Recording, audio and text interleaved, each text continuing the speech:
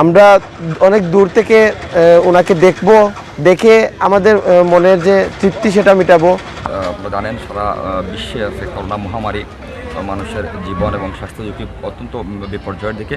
সেদিকটা যদি আমরা বিবেচনা করি তাহলে আমরা বলতে হবে বর্তমান সরকার যে পদক্ষেপ, যে স্বাস্থ্য নিরাপত্তা ঝুঁকি এড়াতে হোম কোয়ারেন্টাইন নেওয়া হচ্ছে, আমরা জনগণ এটাকে খুব ভালোভাবে দেখি এবং মনে করি যেটা যারা আসতেছে তাদের জন্য ভালো, আর আমরা যারা দেশে আসে রিসিভ করতেছি আমাদের জন্য এটা ভালো। জনসাধারণের কথা চিন্তা করেই সরকার এই সিদ্ধান্ত নিয়েছেন। যদিও আমরা অন্য সময় আসলে আমরা সংস্পর্শে যেতে পারতাম কাছাকাছি, এখনও তো আমরা যেতে পারছি না।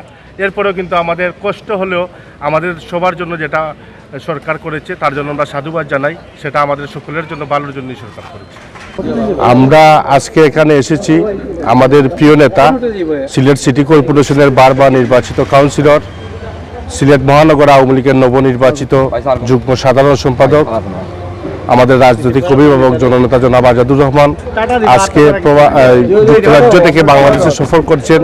যেহেতু কোয়ারেন্টাইনে মেনে ওনাদেরকে ব্যবস্থা করা হবে, ওনাদের কাছে আর সংস্পর্শে আমরা যেতে পারবো না, তাই দূর থেকে ওনাকে সাধুবাদ জানাতে স্বাগত থেকে আমরা নেতাকর্মীরা আজকে এখানে এসে উপস্থিত হয়েছি। বিবেচনা করে বাংলাদেশ সরকার যে বিদেশ থেকে আগত যে প্রবাসীরা আসার পর যে হোম কোয়ারেন্টাইনের যে 14-15 দিনের যে হোম কোয়ারেন্টাইন, সেটা অবশ্যই আমরা সাধুবাদ জানাই। আত্মীয় হিসেবে আমাদের সাময়িক কষ্ট হবে, কারণ বিদেশ থেকে কেউ আসলে আমাদের একটা টান থাকে যে আমরা আসার পরই তাকে কাছে টানার, কিন্তু আমরা সেটা পারছি না। কিন্তু এরপরও আমরা যেহেতু মহামারীতে এখন আছি, সেই মহামারী যদি আমরা নিয়ন্ত্রণে রাখতে হয় তাহলে অবশ্যই সেটা সরকারের নির্দেশনা আমাদের মানতে হবে।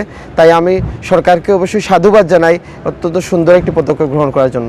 আমি অনেক দূর থেকে আসছি, আমার আত্মীয়কে দেখে আমি চলে যাব।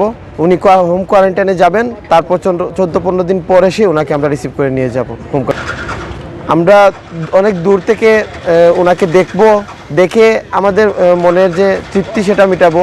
আর আমাদের হোম কোয়ারেন্টাইন যেটা সরকার করেছে সেটাকে সাধুবাদ জানিয়ে আমরা দূর থেকে দেখে আমরা চলে যাব।